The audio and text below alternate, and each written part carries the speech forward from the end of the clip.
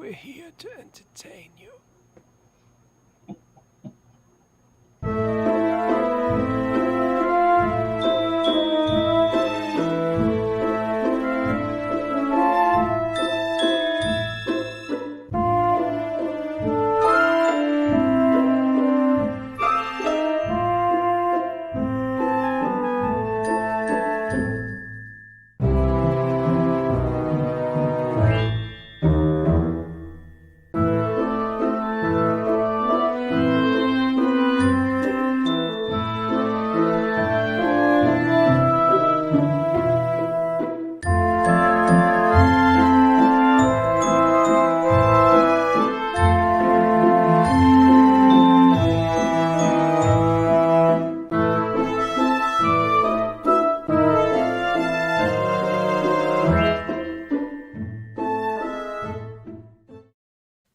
Hello, everybody. Welcome to another jam-packed edition of The End of the Night, brought to you by Film Hub.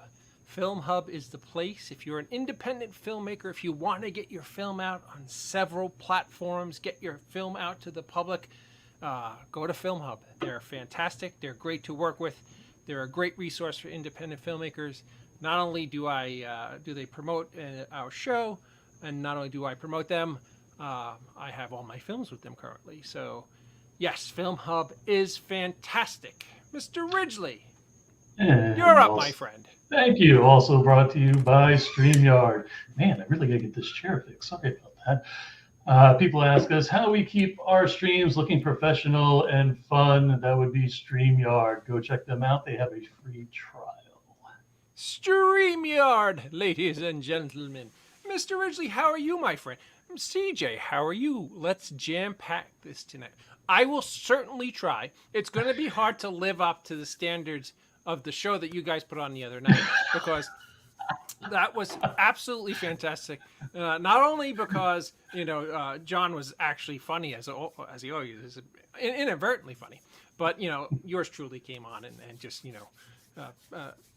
picked up and flew off to the moon with great content. For those of you who are unaware, John Dugan from the original Texas Chainsaw Massacre, we did a little broadcast for him to help promote his appearance up in Allentown, Pennsylvania, but his phone wasn't working. He kept trying to connect, and so David was kind enough to jump on and have some fun. Like the great Max von Sydow said in Needful Things, these things happen. Dave saved the day. Yes, Dave saved the day. It's about time Dave did something good. He's such a slacker and just an overall bonehead. Joe, tell us a little bit about this wonderful venture that your wife and daughter are involved in. Oh, absolutely. Thank you. I just got to find it. That'd be Hearts of the Mystic Folk. They're scented wax cubes that are all natural, and they are phenomenal smelling. They're also coming out with wickless candles, bath bombs, and room sprays. Check them out at heartsofthemysticfolk.com and their Facebook page. Sweetness. Thanks. Well, Joe, I'm super excited. Tonight, we launched the very, very first social media page for my upcoming film, Full Moon Fever. So if you're out there watching this broadcast tonight, do me a solid and go to facebook.com/Full Moon Fever movie and like the page and share it with your friends. It's really just turning out to be a wonderfully atmospheric and horrific werewolf film. I'm very, very proud of it. And that will be coming to you later in 2021. Yours truly is involved, and friends of the show, Marianne Hagen, Scott Schiaffo are involved. There's some very big surprises of other people involved, so just stay tuned on that page for further information for Full Moon Fever on when it's going to come out and all the jazz that's related to Full Moon Fever. So, Joe, I'm a Jet fan, and I'm just going to steer away from our regular type of program and say this because as a Jet fan for now, I'm 51 years old. So I guess I'm literally a Jet fan for over 45 years because my dad who was sadistic, made me start watching the Jets when I was about 5 years old. So for 45 years now, I've been suffering watching the New York Jets, and I will say, with total honesty, that they suck. They suck. They're horrific. Their new coach sucks. Their new quarterback sucks. Everything about the Jets suck. But be that as it may, Grunkle Scott. I know Grunkle Scott, our loving co-host and dear friend, has a lot going on. He just got done filming the amazing Clerks 3. And he's got all kinds of appearances coming up. So let's bring our beloved co-host and beloved friend, Grunkle Scott Schiaffo, up to say hello to everybody. Grunkle Scott, hey, how are you? I'm doing good. How you guys doing, man? I'm doing fantastic. And you know what? I just seen. Actually, I heard you've been doing a lot of radio shows and stuff. And your appearances are pretty damn awesome. I'll be honest with you. Oh, thank you, brother. I just seen over the last 72 hours, well, one particular convention is doing an enormous, and I mean enormous, Clerks reunion. You want to let everybody in on what's going on and what dates and what's going on with that show? Yeah, well, it's certainly the biggest one that I've had the privilege to be a part of, for sure, in terms of cast being represented. It's going to be Rhode Island this November. It's the first weekend in November, the 5th through the 7th. You've got Kevin Smith, you got Jay Muse. There we are, Jeff Anderson, Marilyn Gigliotti, myself, Brian O'Halloran, and Trevor Elias, and most of these people are also in Clerks 3. In fact, everyone on that screen is also in Clerks 3. So it's pretty much a mind blower, man. I was just gobsmacked that I got invited to the proceedings. What's up, Scott? Check them out. Rhode Island Comic Con. Rhode Island Comic Con has always been good to me, but I haven't been there in several years. But this is going to be one heck of a show, man. I lost you guys. Sorry. Okay. Sorry. Were we on that whole time? It was weird. My screen went completely black, but I didn't lock up and like. Oh, your internet is tweaking.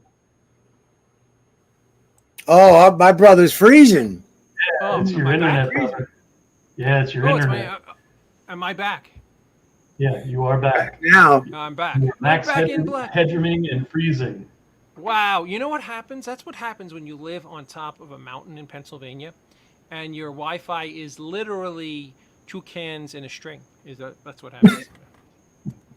So, Scott, how did that whole, it's very rare that you get, everybody, like Kevin and everybody involved in it. I think this is the first time they've had that many people come together. Yeah. How did that actually,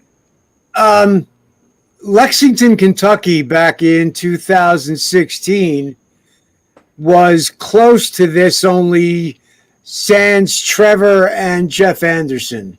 Okay. So Lexington was a pretty big one. I know that Brian had his finger in the pie of getting this in the works. Clerks 3 is a big part of it.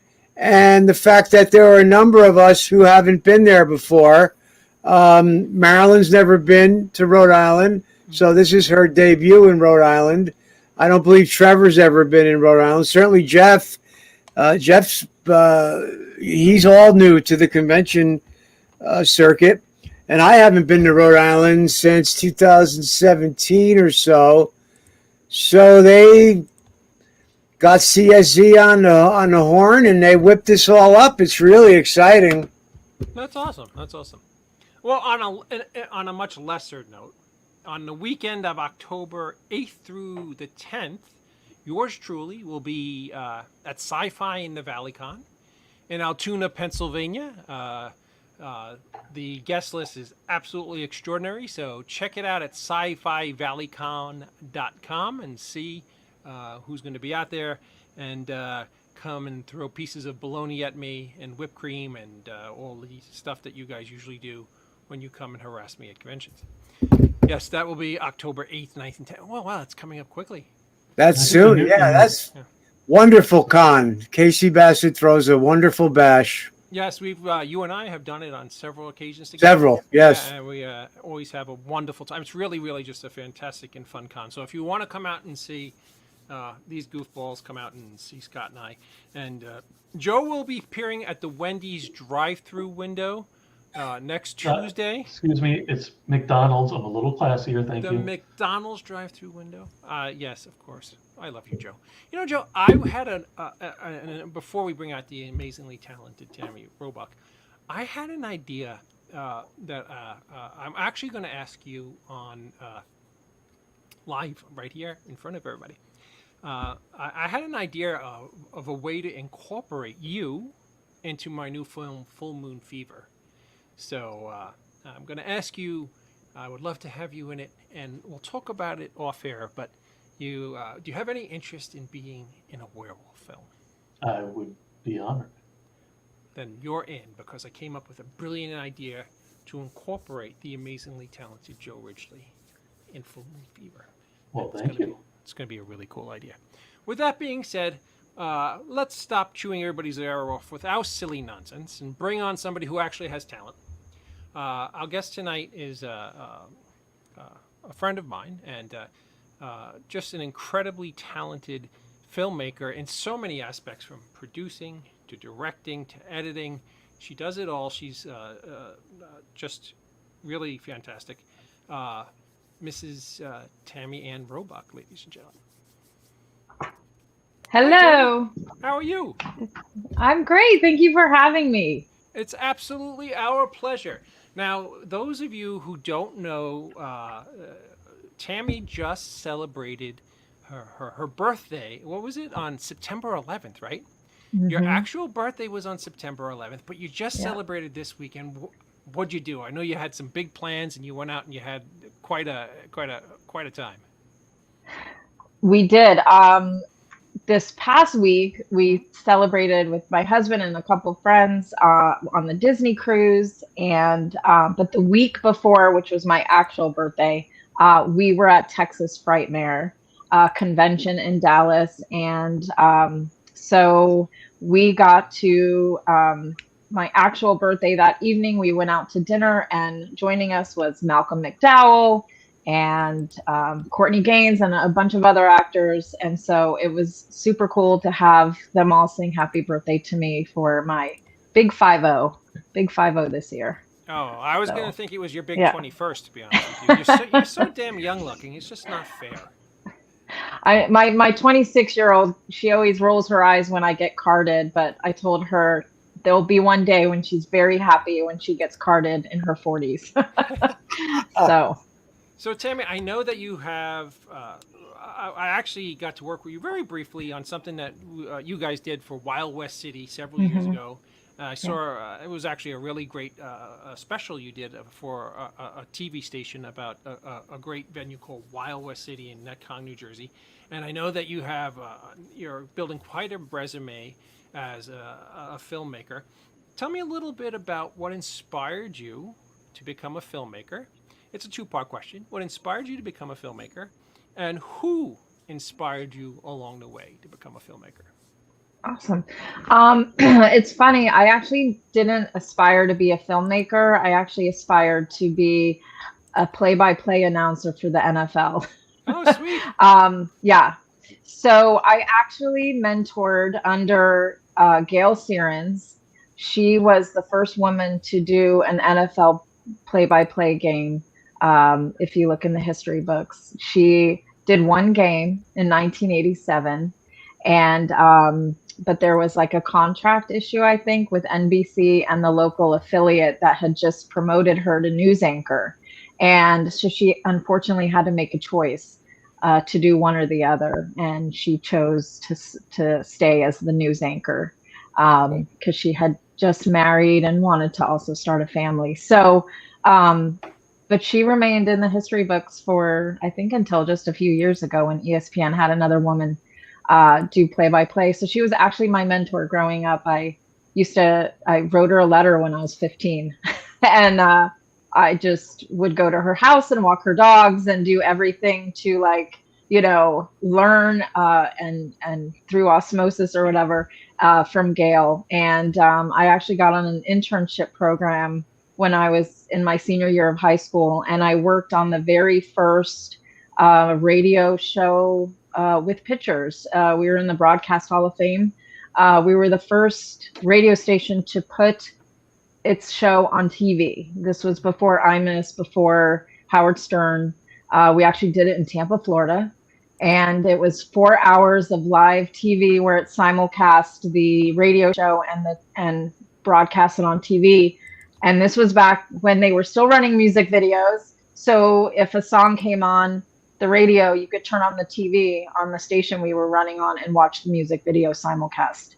And then when the DJ talked, we had 3 cameras in the control room, and you just saw them do their little banter.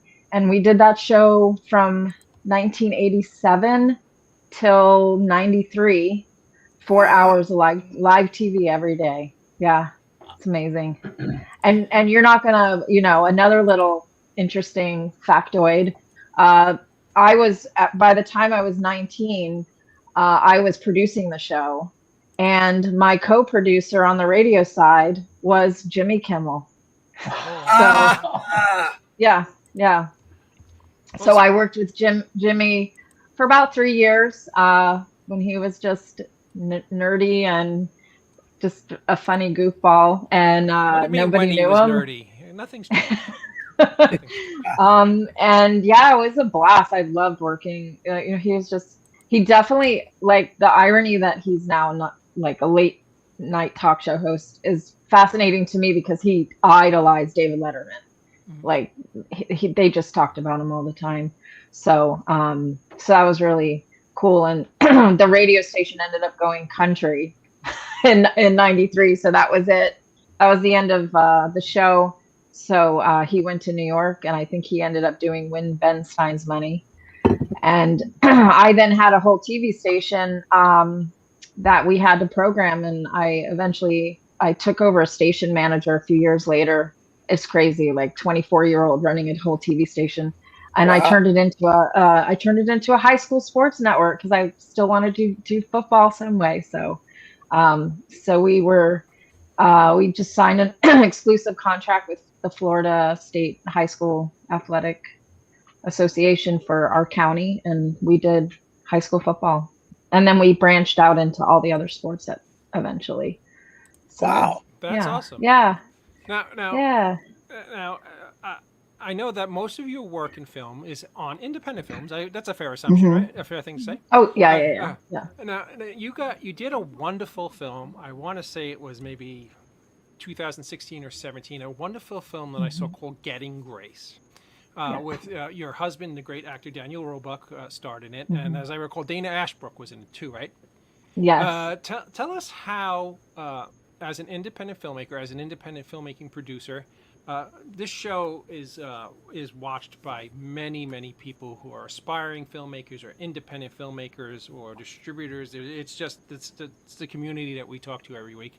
Tell the independent filmmaker a little bit about how putting together a film of that magnitude as a producer, how did it all come together, and what was your involvement in getting? Because it was really a fantastic film.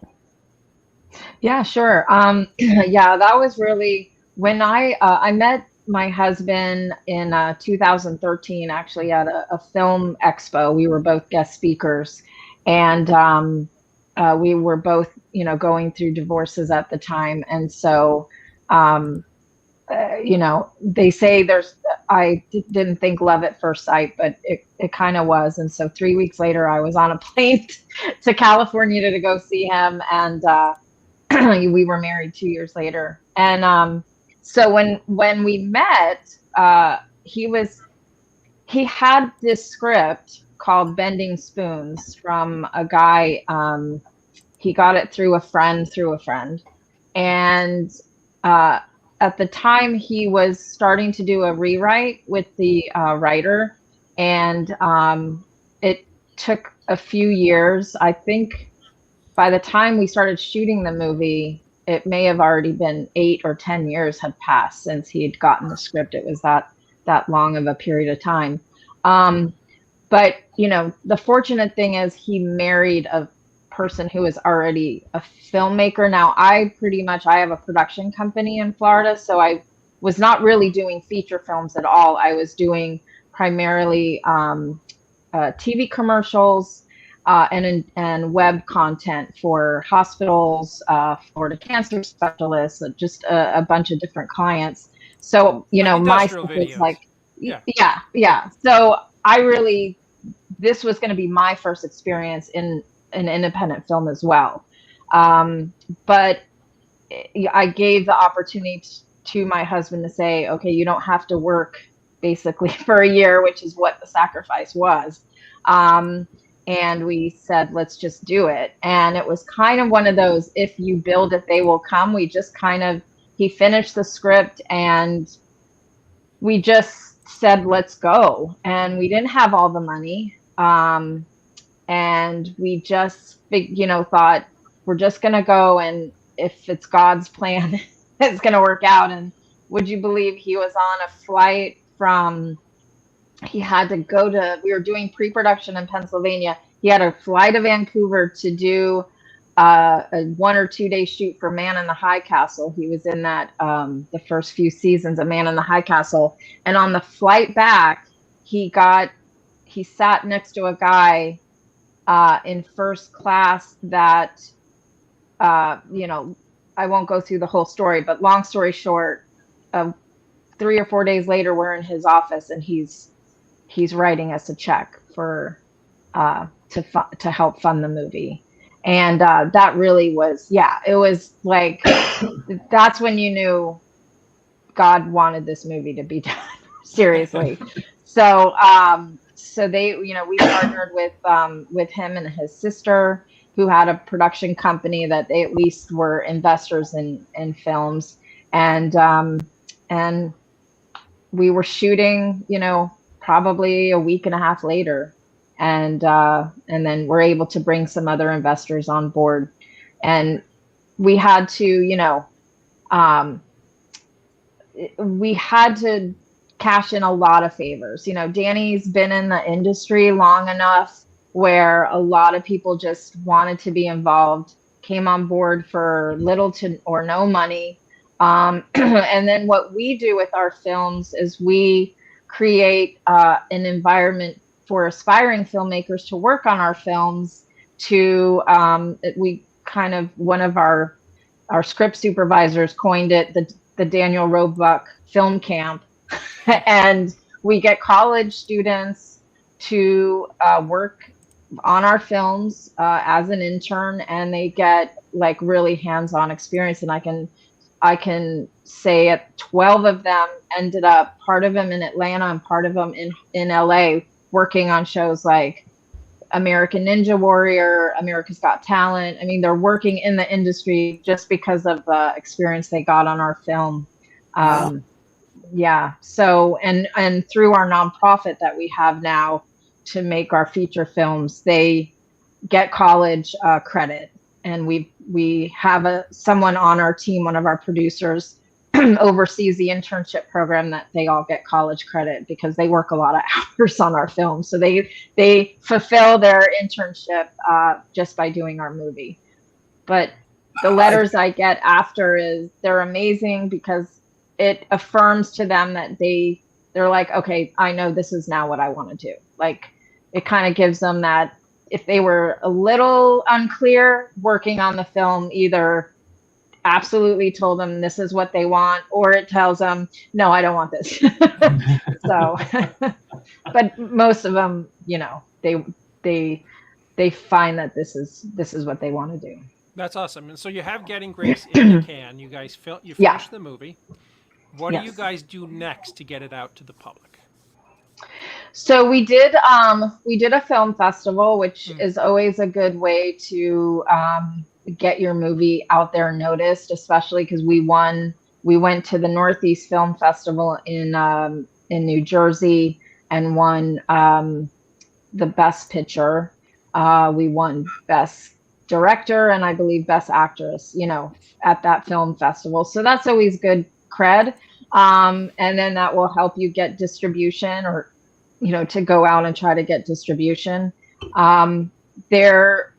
We did end up getting distribution through somebody that Danny already had a relationship with. So we were able to get Getting Grace out into theaters, not thousands of theaters, but I think we were in about 60, which for a little independent movie that with no money, that was pretty great. No, that was fantastic. Yeah. And then of course, we got the DVDs into Walmart by November, and it was also we're on Hulu still. I think maybe just through November we're on Hulu. I think our 2-year contract on Hulu is wow. Over. And we we'll be able to shop it around, I guess, somewhere else after that. So but with our nonprofit, now that we're doing everything through a nonprofit, which is a lot easier because now we don't have that obligation of paying back investors. And any money we make will literally just go into the next project. And Danny's brain has endless, ideas and topics. So I think we might be doing a documentary next instead of a feature film. But we were able to do a feature film last September, October, during COVID when everyone else was not doing anything. And nobody got sick. We did it very safely with our partnership with St. Luke's Hospital. And we just finished our third film, The Hail Mary, in August, that we filmed also in the Lehigh Valley, where we film all our films so far have been in the Lehigh Valley, where Danny grew up, because we just get so much support in that area. We probably couldn't do it anywhere else. The people there are amazing. So it's a great partnership we have there. All right. I just want to give a couple of shout outs real fast, if I may.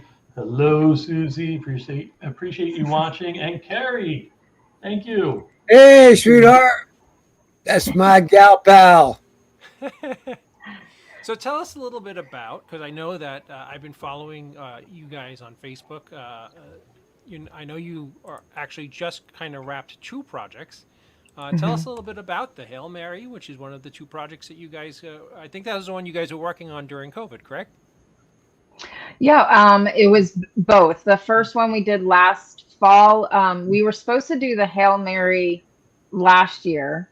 And we were actually in Pennsylvania on March 11th. We held a press conference in Bethlehem to announce that we've created this nonprofit that's called A Channel of Peace, and that nonprofit will be the way we'll do our feature films, moving forward, and the internship program and all of those things. So we literally had this huge press conference, and the next day the country shut down.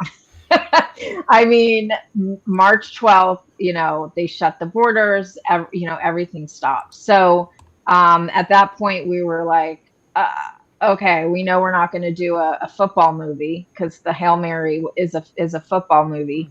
And so I flew to California because we live in 2 different states. Danny always says, I highly recommend that for a marriage. Live 3,000 miles apart. You'll never get sick of each other. So I said, well, if everything's going to shut down and productions are going to shut down, I'll just go to California and just, hang out with my husband for, a month or 2, which will be nice because I never get to spend that stretch of time with him. And during that time, Danny and his daughter, Grace, who she had graduated from film school, decided to write a script. And so they started writing a script over the summer, like probably around Father's Day. And I think they finished it like in 3 weeks. And by August, we were filming it. It was really a miracle. and Grace also co-directed it with her dad. And so for me, that was such a pleasure to watch the two of them work together. And and then Lucky Louie was the first movie that I've actually edited, a full-length feature film. We had another person edit Getting Grace, but I learned enough from Chris that I figured let me take a stab at this, and plus it saved us money, because I work for free. That's funny, because my wife edits my movies, so I know exactly. Yeah. So Lucky Louie it's probably 80% done. I just am fixing a few things this week, and then we'll have it finished with our sound editors and our colorist. But I expect it to be completely finished and polished probably by Thanksgiving. Yeah. Now, sadly, on Lucky Louie, one of your stars just passed away. Is there anything you'd like to share about working with that gentleman and yes. how that all transpired? Yeah. So Basil Hoffman, and if anybody, he's a character actor that he's kind of like my husband, where, Daniel gets spotted somewhere and people keep looking at him like they know who he is. They know they've seen him, but they can't figure out where. And then I just love watching them all look on their phones trying to figure it out. It's like quite humorous. But Basil was, he's been acting, since the 70s. He was in All the President's Men. He was in Ordinary People, The Artist. And he was even, if anyone remembers Night Shift, with Michael Keaton and Henry Winkler, he was the lawyer at the end of the movie. It's just such a great scene. He was their attorney. And then he's also in a very hilarious episode of Seinfeld where he was the toupee salesman, where George had decided to get a toupee. So hilarious. So Basil, actually, Danny ran into him at a Bob's Big Boy, and he was doing a Bible study. And so they became friends, and we would have Basil over. I'd cook him omelets, and we would just have hours of amazing conversation. And so when Danny and Grace sat down to write Lucky Louie, they wrote this lead role for him. And Basil knew we were writing this for him. He memorized, there was this closing scene. It's like 13 pages of dialogue, and he memorized it, like did it straight through. It was like, I was just blown away. And then just tragically, we found out he passed away on the 17th. But I was so happy that I got to show him the movie this summer before we went to shoot the Hail Mary. We had him over for breakfast and his girlfriend, and we showed him the rough cut. And so the movie was pretty much finished. It just wasn't, sound edited. But I'm knowing now, obviously, what happened. I'm so happy we got to show him the movie.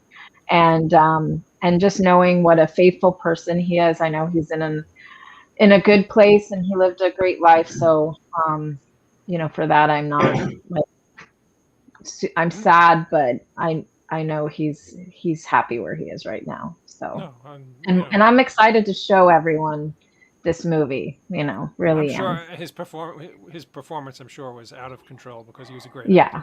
Yeah, he is.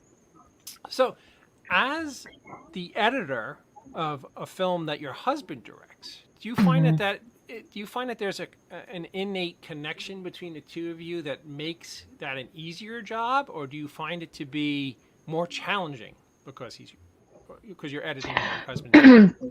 It's easy. We have really such an amazing work relationship, and there's not a lot of people that I'm happy to say that I can work on a set for 14 hours a day with my husband, for 2 months straight, and then edit a movie, and we still we joke that in 8 years we've never had a fight, once.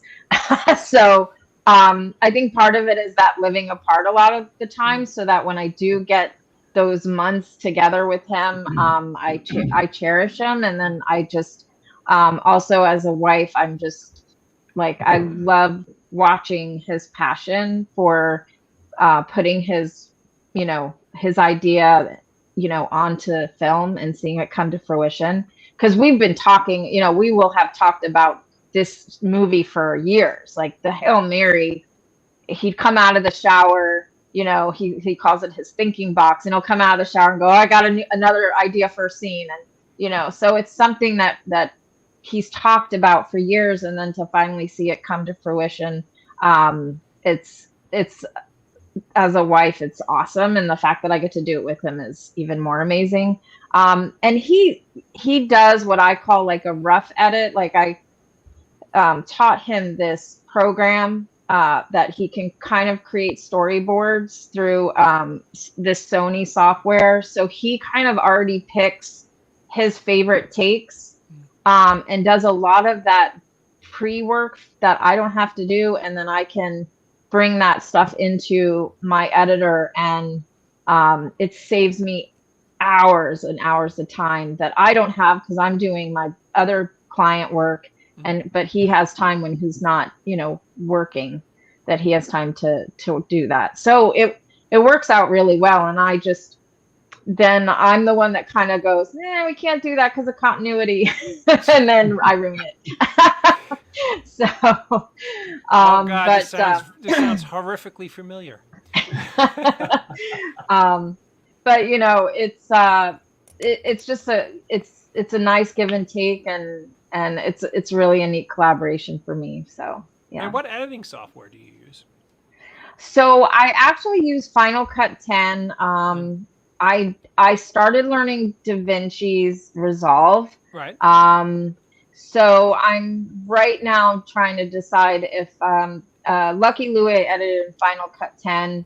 I might try to do the Hail Mary in Resolve. I just haven't decided yet. Oh, sweet. It's funny because you said Sony that you had a program that you, and my wife edits everything in Sony Vegas. So I was gonna say, if you edit in Sony Vegas, it would just be a horrific coincidence because nobody other than my wife. Yeah, no. The Sony, it's Sony Catalyst and browser, and basically it's because our director of photography, Dan Herzog, he uses a Sony Venice camera, and so it was just easier to review all the files through that software. So yeah. Oh, can use hits. Use HitFilm. Okay, I don't think I know that one. That's right. I don't know either. I know a lot of I know Rob Zombie. I was at the rap party for 31, and I asked his editor, because I'm always like, what do you edit on? What do you that's what editors do. And he edited on Avid, but and that's Chris who did Getting Grace. He edits on Avid, although Getting Grace was actually edited in Final Cut 10 because we had hired one editor and he quit after the first week, and Chris took over. So it was already set up in Final Cut. So Chris had to just finish it. But Chris was telling me a few weeks ago that a lot of people in Hollywood are switching to Resolve. So I thought maybe I'll switch to that. I think that's also because of the advent of a lot of filmmakers are now using the Blackmagic cameras, and they work hand in hand with DaVinci Resolve. It's funny because back when I made Mr. Hush in 2010, we shot it. It was one of the very first films shot on the Red 1. It was Reds were in their infancy. Yeah. And Sony Vegas was the only software at the time that would allow you to edit in RAW 4K. Now, all of them do that now, but at the time, that was the only one that allowed you to do that. So that's the one my wife learned. So still, 13 years later, she's still on Sony Vegas. So. It's funny. Yeah, I had Final Cut when I took over. I ran a government TV station for 7 years, and there were 4 different editors, proprietary software, so that we couldn't share footage. Everyone had it was a hot mess. And so when I took over as station manager, I was like, that's it. We're getting rid of all of these. We're all getting max. We're getting 4, Final Cut edit suites. And then we shared one storage area network where all the footage, because we had just tons of footage of government, police footage, fire, everything. And so they shared one storage area network. But this is the funny joke I always tell people. So this was 2004, and I said, we've got this storage area network. It's got 6 terabytes of storage. It's gonna last us forever. Like in 2004, like 6 terabytes was like, and now I have this hard drive is 5. Yeah. So that was just the funniest thing I remember saying. But back then, I think we were barely shooting. We're still shooting in SD. We were like maybe converting to HD in 2004. I remember when we were shooting Mr. Hush, and they would send us the DP would go, we need a new 1 terabyte hard drive, and back then they were like $400 a pop. Oh God, yeah. I was like, really? You need 4 of these things, really? Yeah, it's amazing. It's funny. You brought up earlier that Dan was last March in was it Bethlehem? You said before the night before you guys did that press conference is when he did our very first show. Isn't that wild? Oh, amazing. Yeah. Joe, if you remember, he was in his hotel room in Bethlehem preparing for his big press conference the next day. Yeah, that's so funny. Yeah. And I think crazy. He had some kind of little orange pumpkin guy that he was excited about. I don't know. Oh, so yeah, he has a friend, Ian. He has these like those plastic pumpkins that you buy and you put a light in it, but he actually carves amazing. And it was probably they did a carving of one of his characters, probably Grease. We have one of him as Grease, his character that he's in Jedi Fallen Order video game. So we have that pumpkin. It's pretty cool. So that's probably it. So you guys have Lucky Louie coming out, and you have the football film. The Hail Mary. The Hail Mary. I'm sorry, I was having a brain fart. Yeah. Do you have anything slated after you guys?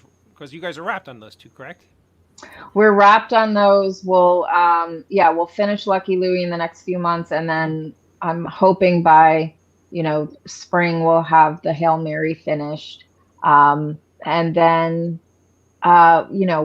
We do want to do a documentary called The Lost Art of Forgiveness, Lost Art of Forgiving. Danny always yells at me. I do the wrong word. It's about the people don't forgive anymore, especially in this, this woke world we're living in. We just don't have enough people to forgive.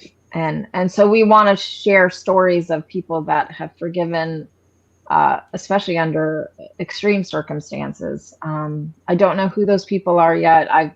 I've clocked a few as I see stuff on the news that intrigues me, but it's definitely something we want to do. And then who knows? My husband, he already has another movie idea, and we actually have a few movie ideas that probably would not be under a channel apiece. One's like a zombie movie, so that one would not be under our, faith, family, entertainment, nonprofit. That one. I think you guys should reach out to Mr. Schiaffo over here, because he was kind enough to forgive me for putting him in my last film, Wit's End. Thank you, Scott. It was very nice of you. The fact that you still talk to me is amazing. That's funny. Oh, yeah, Grace. Very happy with that film. You did a wonderful job with that film. Oh, thank you. I'm glad somebody liked it. Tammy, what are you guys doing for Halloween? Because I know your husband is a nut when it comes to Halloween. And he, guys, Joe and Scott, he has one of the greatest horror collections of like masks and props and all that cool stuff. Actually, when I was a kid, Tammy, there was a guy who my brother Bob knew really well named Forrest Ackerman. And Forrest Ackerman, yeah. I used to go to Forrest's house, and it was literally like a museum. And Yeah. I know Dan is also loves all that stuff. So what do you guys got planned for Halloween? So, I have no idea. I think I will be in California. I've got to go do a project in Kentucky and Tennessee with a whiskey broker. So I'm intrigued. I'll be doing like a 20-minute video, and I'll be visiting a bunch of whiskey and bourbon distilleries. So I'm super excited about that. And I think I'll be in California. I don't know. It's funny. The last few years, we've been all over the map. I think he was in Pennsylvania last Halloween, and so he has friends that put up displays, and we go. Of course, our house, we call it Halloween because it's Halloween all year round. We're the weird people that have a skeleton sitting on the front porch every day. And then, of course, we have all the Universal Monsters wax figures in our home, and about 5 Planet of the Apes wax figures. I've run out of space, so like Zira and Cornelius are in the dining room having dinner with you because we just ran out of places to put them. So, and we started having to build more shelves for all the masks that we keep collecting. It's funny though, the collection we have now is literally, from what I understand, it's probably, an eighth of what Danny owned at one point, but Wow. he auctioned that off like right after we started dating. He was auctioning off most of his collection. So what we have is really his most cherished pieces, and Well, the Universal Monsters are definitely our favorites. Let me be bold enough to invite you and Danny back to the show on Sunday, October 31st at 10 p.m. because we are having on that very night a never before heard interview with Vincent Price. Oh, amazing. Yes, it was conducted by my brother and I in the early 80s, and he talks about a third Dr. Phibes movie that was never made, and his favorite actor. It's actually close to 50 minutes, and I know Danny's a huge Vincent Price fan. Oh, his Dr. Phibes mask is sitting on our coffee table because he just loves to stare at it. So if you guys are free on Halloween night at 10 p.m. Eastern, we're having a star-studded show that night to welcome Vincent Price back for a couple hours on Halloween night. That's awesome. So, Tammy, is there any place that people out here who are watching us tonight can find you on social media and follow your work? Yes. Well, what I would say is they can certainly go to achannelapiece.org is our nonprofit, and that's where you can get information on all our movies. I will say, this is my joke, the cobbler's kids have no shoes. I have not had a website in probably 8 or 9 years. And I just am so busy. I keep saying I'm rebuilding it, and it just keeps getting pushed off to the back burner. And it's sadly my New Year's resolution every year, and I think it's been for 6 years. So I would just go to achannelofpeace.org, and that's where you can find out about our films and check it out. That's absolutely awesome. Scott, is there anything you want to ask the lovely and talented Tammy before we let her off easy without? No, just thank you for being on. You're an inspiration. Your husband has been an inspiration to me for years. He's wonderful, wonderful actor. he's character actors. He's an actor's actor, you know. And interesting how you got together. And now you're saying who you live on the east, he lives on the west, or you live on the west and he lives on the east? I live on the East Coast. I am in Tampa, Florida, and he is in California in Burbank. So, Wow. you know, but the beauty about, you know, the industry and that everything's digital, is that I'll film like the next 2 weeks. I'm filming with my, you know, with clients. And then of course I'll go to Kentucky, Tennessee to do shooting, and then I'll just fly. Actually, from there, I'll probably fly to Burbank and do the post-production there. So I built an edit suite there. I have one here, and I can work from wherever. So it's just, it's kind of nice. And yeah.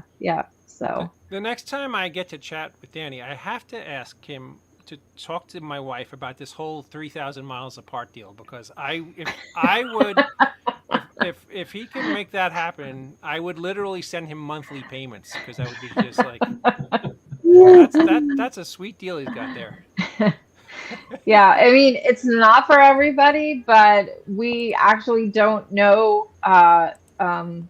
You know, we've never lived together full time, so COVID was probably a good test, and we didn't kill each other. We actually, but you know, then we got bored. Fortunately, WeTV called, and we did the first COVID episode of Collector's Call, and so they paid me to shoot it, and so I did all of the shooting, all of our collection footage, and then I helped set up the streaming and the Zoom with the host, and it was the first COVID episode, so that at least you know, took some time out of my boredom for not working. So, and I got to dust the collection, which I hadn't done in like 4 years.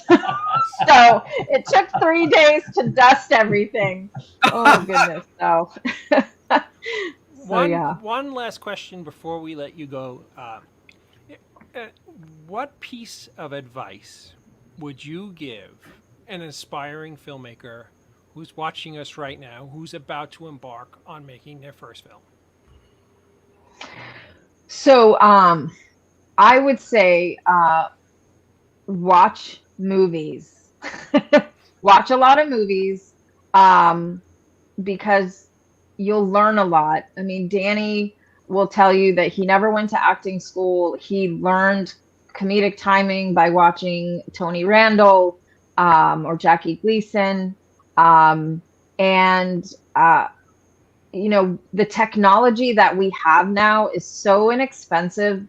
Honestly, when I started in television, you know, we were still splicing audio with razors and, you know, tape, and I was editing music videos on 1-inch machines. So everyone has the capability now of, you know, creating, you know, work. And so you have the ability to shoot. But I will tell you, as a filmmaker, I've worked on some independent movies and helped edit them. Please have good audio and lighting. Please. As an editor, it's just, you know, the whole joke, you know, we'll fix it in post. No. If you don't have good lighting and you don't have good audio, no fixing in post, it's going to do anything. You're going to end up ADRing the entire movie. So I would just say, you have, you know, it's an industry that you can really hone your craft. And the other thing I do, just as, there's so many good people out there that are selling animations, selling their content online, that if I can buy something for, say, for a TV commercial, I can buy it on After Effects, an After Effects, project, but I know enough where I say, well, I like that, but I don't need all the flares and I don't want that color. I can just go in and change it, but I didn't have to do all that pre-work that can take tons of hours, and you still look like a genius. So go online, look at other places where you can buy content, and and have it enhance, your projects, whether you're just doing like web content or a TV commercial.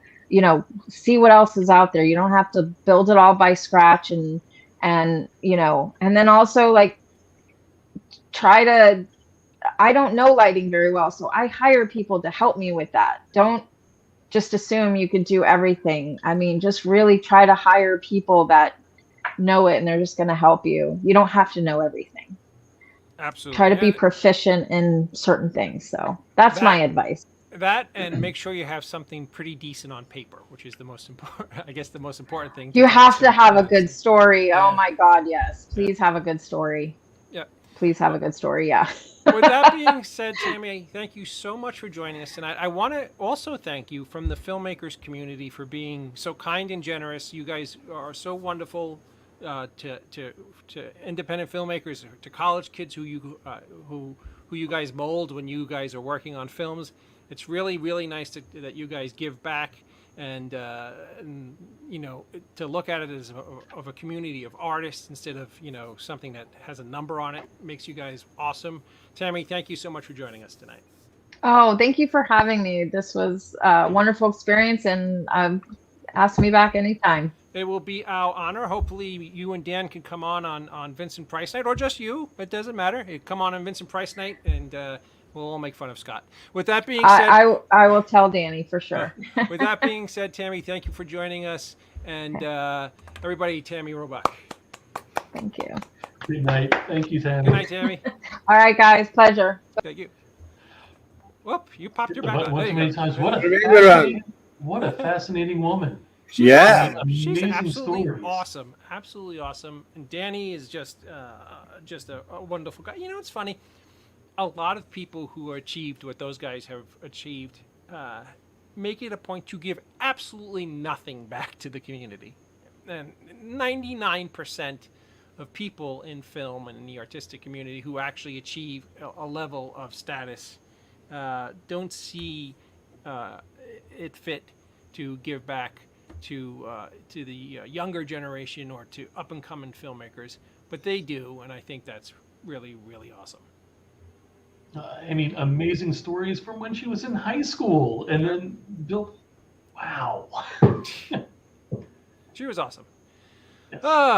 So I'll tell you, I couldn't agree more with her advice about one of the most telltale problems for indie filmmakers is they put so much in the visual, they disregard the audio, and bad audio just kills you.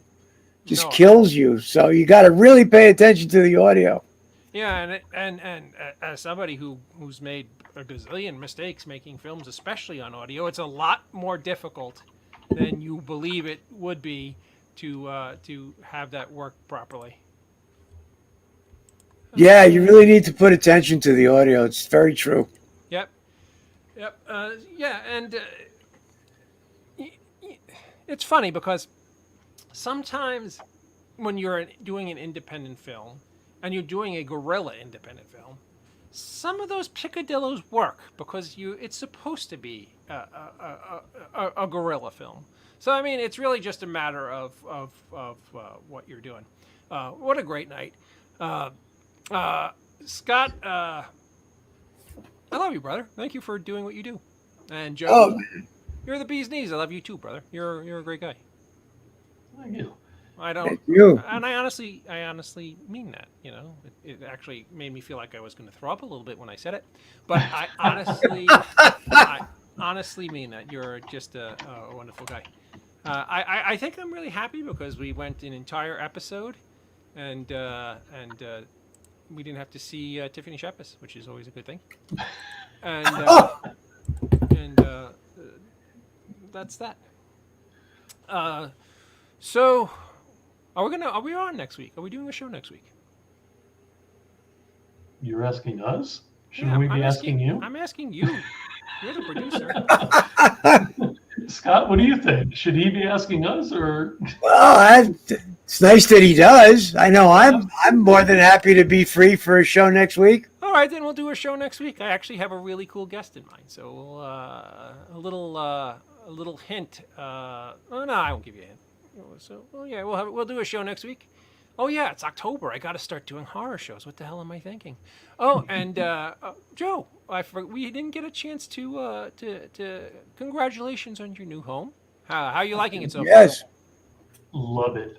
Thank Yeah? you. I mean, being in a house compared to a condo with a New York Met, or I'm sorry, Florida Met living next door, I am at peace. Look at the bright side. You don't have to live near a jet, which would just be horrific. All right, again, let's just recap because it was an interesting night. Tammy and Roebuck was awesome. Full Moon Fever's Facebook page is now available, so if you guys out there would please do me a solid and like the Full Moon Fever Facebook page. It's just a cool werewolf flick that I'm very, very proud of. So like that page. You got Scott's enormous convention coming up in Rhode Island on November 5th through the 7th. We'll talk about that throughout the month of October. He's got Kevin Smith there. He's got Jay Muse. He's got Hack O'Halloran. He's got Jeff Anderson. He's got Marilyn Gigliotti. And I don't know. Trevor Furman. Trevor Furman's going to be there. I knew he was Elias. I just couldn't recall his name. You know what Right. sucks, Scott? As you get old, things just elude you. You know what was very funny? You were on a radio show. You were on, I don't know what show it was. You were on a talk show the other night, Scott. And the guy who was talking, the host, was like, I started Wit's End, but I worked too much, so I didn't finish it. That was his nice way of saying he didn't like the movie. No, I don't think. I think he had to return to it. No, dude, that's not what that was. But I thought that was awesome. He was very Really? yeah, of course. Like if somebody's on here and I was like, I started your movie, but I had to wax my cat. That would be my nice way of saying I wasn't feeling that movie. What did he say? Did he say he had to go to work? What? He I don't said recall. he said he started it, but he couldn't finish it because he worked like a third shift. Oh, David, you're reading too much into it. Come on. Yeah. No, dude. I'm not. I thought that was awesome. I loved his honesty, and people don't like stuff. I get it. I'm fine with that, dude. I just thought it was awesome. I am applauding him for his honesty. Okay. I honestly didn't get the vibe that he didn't like it. I would think he'd bring it up at all if he didn't. Out of respect for me. I just lost a little piece of rubber. Okay, then. It's not what you think, dirty-minded Joe. No, I'm not thinking anything. I'm thinking my favorite part of Wit's End was the burp scene. The burp scene? Is that what you said? Yes. Who burped? At the campground? Oh. I don't remember anybody Didn't you burping. write this movie? Yeah, I know. I don't remember anybody burping. Did you watch the movie? Thinking of the campground scene, and yeah, I thought I did. Yeah. Maybe I watched the extended cut. I have Oh, no there idea. you go. See? Yeah, you, O'Halloran, and Schiaffo sitting Or in at the campground, right? Yeah. Somebody burps? I guess I don't recall the burp either. Damn. You get attacked by I'm- bugs. That's what I recall. Yeah, a lot of bugs. I thought you guys were eating beans or something, and what the hell were you eating? And then Brian says something about belching stinks or something. I don't freaking know. All right. I'll have to rewatch it. It's been a year now, I think. Damn. There was a burp scene, wasn't there? Somebody help me out here. I don't, Damn it. honestly, I don't, I saw the movie because 100 times, You and I wrote don't it. remember. I don't remember anything about. I thought, Burping. okay, I'm going to have to rewatch the whole camp scene and I think you're mixing it up with Dutch when he talks about burping bacon. Nothing burps better than bacon. now I feel like an ass. But anyway, No, all right, don't go feel on. like an ass. Proceed. You're just like 99% of the rest of the population who's like, yeah, isn't that the scene where like the shark ate Scott when you were out camping? And I was like, no, that you're just trying to make the movie good. So just out of curiosity, why There's why, no- why didn't you eat the floor mats? Why didn't he what? The Oh, why didn't floor he eat the mats. floor mats? And every car has a cigarette lighter. Apparently, every car.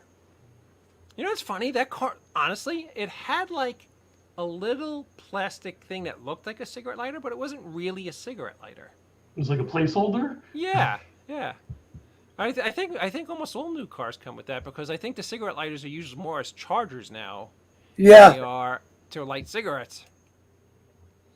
very true.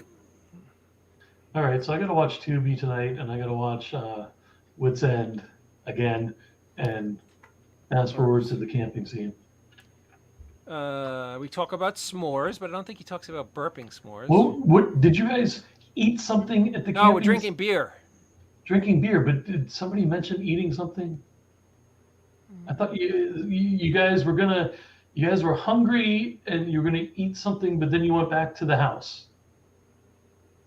Yeah, we were going to make s'mores, but then Brian cavelts about how much work it is to make s'mores. All right, I don't remember what I was. I don't know. Luciana, you're right. Bears, ticks, and Lonely Road. Yeah. I know I got eaten alive by bugs. Yes, that was a funny scene, actually. So now you show up, Luciana, when the show's over. It's just like a typical beautiful woman. They just show up and do it.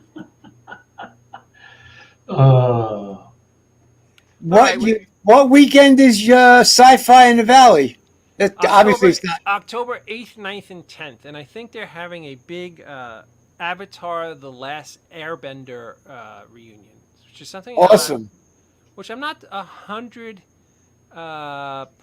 familiar with, but there's like what the hell do I know? I'm just old and I'm still into the Flintstones, so don't listen to me. Jeffrey, Uncle Tom have a conversation about the Quick Stop Click beers, I think. Okay. I have no clue what. Yeah, that's it. That's while they're watching the game. Yeah, well, we're watching the game, but that's in the house. Okay. And then. So then in 2 weeks, I guess there'll be no show. You'll be in Sci-Fi. No, I'll be back. In because. Well, I guess you would be back in time. Yeah. Yeah. Yeah, No, you're pretty much obligated to do all of October, David. Yeah, I'm obligated to do all of October. I'm the king of Halloween. At least I think so. Are you doing a party this year? Want to hear that something sucks? I was always in charge for my community, taking a list for the kids to go trick or treating in my community because my community tried to ban trick or treating. Believe it or not. What? So I did this against the community's will for 11 years. So last year, because of COVID, I thought it would be in children and everybody's best interest not to have trick-or-treating last year in the heart of COVID. And because I did that, nobody in my community, they started another page, and nobody in the community is coming to my page this year because I didn't do it last year. Really? Yeah, isn't that kind of petty?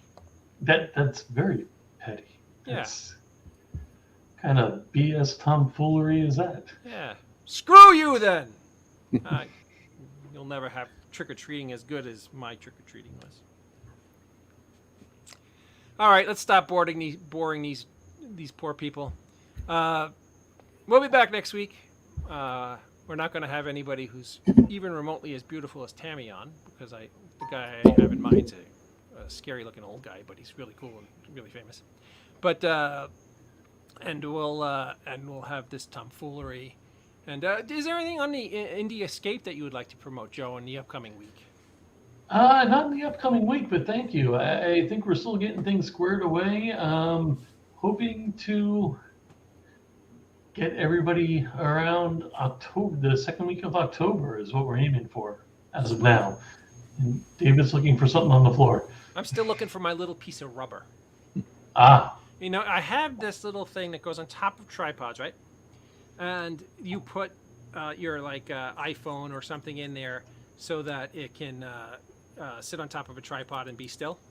And 2 seconds ago, on top of this little part right here, was rubber that would be against whatever you put in here, the iPhone or the Samsung phone or something, and that would be what would hold it in place. But I'm here cavelting and playing with it like a schmuck, and the little piece of rubber went flying, and now this piece is useless without that little piece of rubber. So I'll be on my hands and knees crawling around looking for a little piece of rubber, which won't be the first time. It's just usually for a much bigger piece of rubber. With that being said, Mr. Schiaffo, is there anything you would like to tell the folks before we go? No, just thank you for your support, everybody. You've been wonderful. You've reached out to me for the Chuli's Gum, which is now going to be available soon on my merch page for the Angels of Animals. And the Rhode Island, thanks to the wonderful fans, they do create a demand. And as a result of that demand, the people spoke and they got everybody coming out, which is mind-blowing. That's fantastic. Honestly, if I didn't know all you schmucks, I'd be there in a heartbeat. Wait, I gotta interrupt. The Indiescape are working on getting a hangout session on Monday, October 4th. Viewers will be able to chill with us. Thank you, CJ. Nice. And I actually want to apologize to everybody. I had a little glitch tonight when I was my 1912 equipment. I need to get try to hook up.